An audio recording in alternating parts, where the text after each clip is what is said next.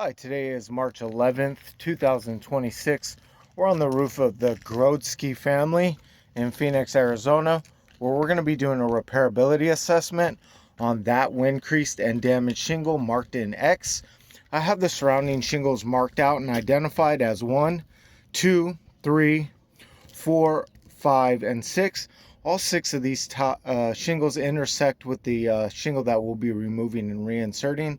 The tools I'll be using is a soft nosed putty knife, a flat bar, roofing snake, roofing hammer, and 1.25" per code roofing nails.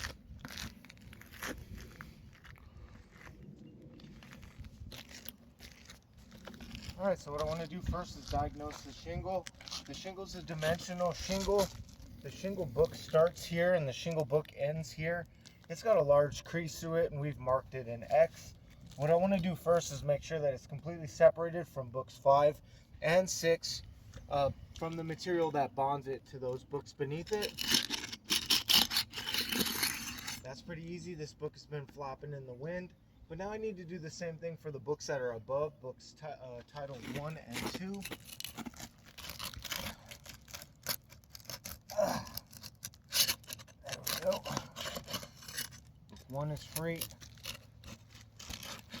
I'll just work carefully to get book 2 free.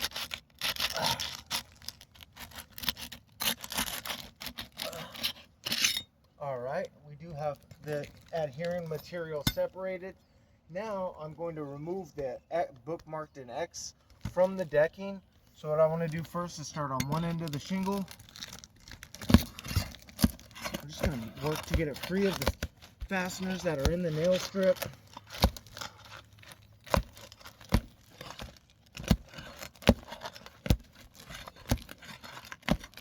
Now I'm going to work to get it. I have to get some of these nails removed.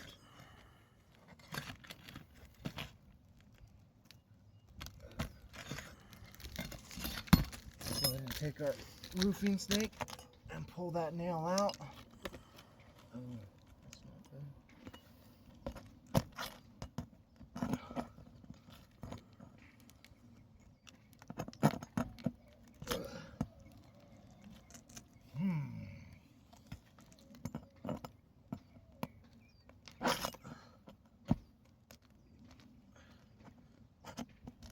Get that nail out.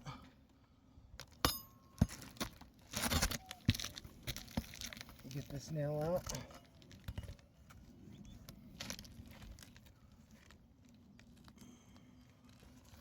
That one's good. We're gonna have to get this one out. There we go. Now I'm gonna work to get the fasteners free that are in the above book nail strip all the way in the back.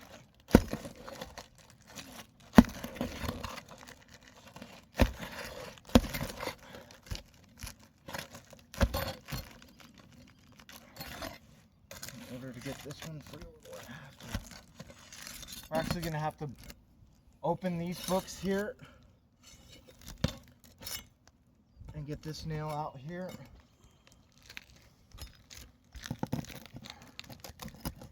That nail holds on to the very back of the shingle that we're trying to remove. We have one here as well.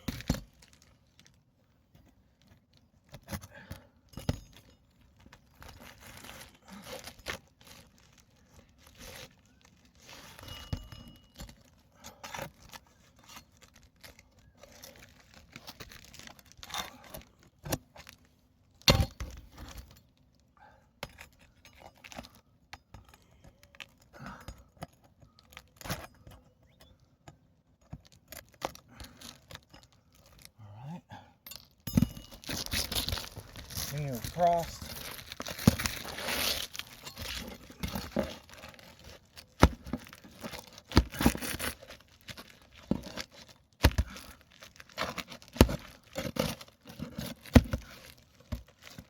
Alright, we have one more nail right here that prevents us from removal.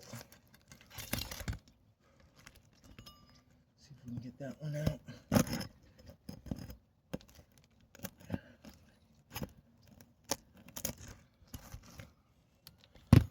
believe that I should have all the nails out. Looks like we're still hung up on something over here. Alright. I do have the shingle book off.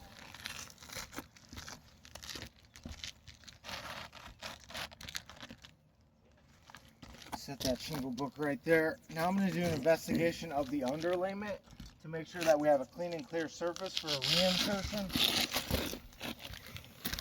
Get all these old nails out of the way.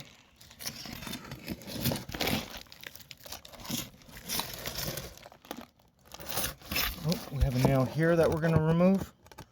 There we go. And it looks like we are good to go. Now what I'm going to do is I'm going to take my shingle book that we had previously removed.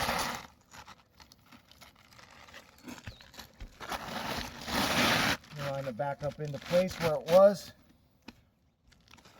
Work to get it reinserted.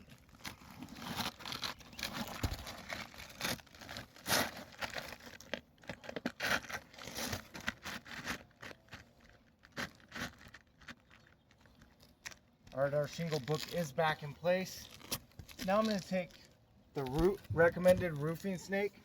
The reason why we use the roofing snake is so we don't have to lift books 1 and 2 more than necessary to get an appropriate nail strike. And I'm going to take my 1¼ inch per code roofing nails. So what I want to do first is start on one end of the shingle. We'll start right here under book 1. Make sure that we're lined up in the nail strip.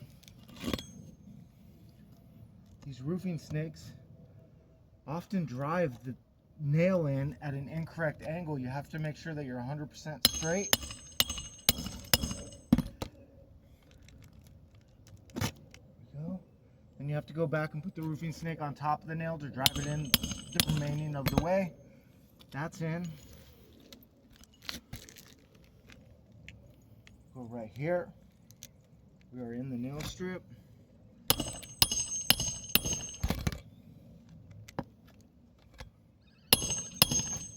That's 2.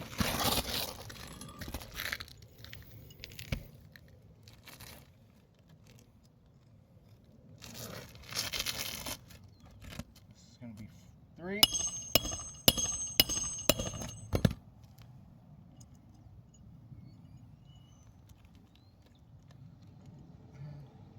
This will be 4.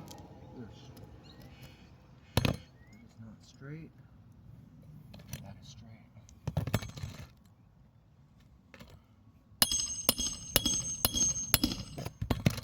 All right, we do have our shingle book back in place. However, come take a look right here. Get a shot of that. That's an impact mark from the bottom of the roofing snake. This here has impacted and dented the bottom of our shingle that we replaced. So had we put in a new one, there would be a huge dent in it right here. Let's also do a little analysis on what's taking place with the surrounding shingles. So we'll start on book 6. Book 6 looks like it's good. It's maintained its integrity. We see some granule loss on book 5. But overall, it's still in pretty good shape. Book 3 is in good shape. Book 4 is in good shape. Book 1 has quite a bit of granule loss here and a delaminated tooth. Oh, actually get right here. We can actually see that this is fully delaminated at the seam, similar to how when we removed this shingle, it fell apart in 2 books, 2 pieces, the top layer and the bottom layer separated from each other. This book 1 is now doing the same. We see a large delaminated area right here, right across the seam. It travels about 8 inches. So more than 40% of shingle book 1 is damaged and falling apart. Oh, this is book 2. This tooth is delaminated. We see a little bit of separation at the seam. Oh, it has another delaminated tooth, 1 tooth, 2 teeth. 3 teeth, 4 teeth, all 5 teeth on book 2 have become delaminated. We see more separation at the seam of book 2 right there. Effectively, books 1 and 2 would now need to be replaced because these two have fallen into 2 pieces and parts. They would need to be replaced. We have an impact mark here from the roofing snake. If this would have been a new shingle, this would be damaged as well. So in effect, we have 1, 2, 3 areas of significant damage that would need to be replaced. I imagine if we continued with this process, we'd be chasing this all the way up the slope. Therefore, I deem this roof irreparable.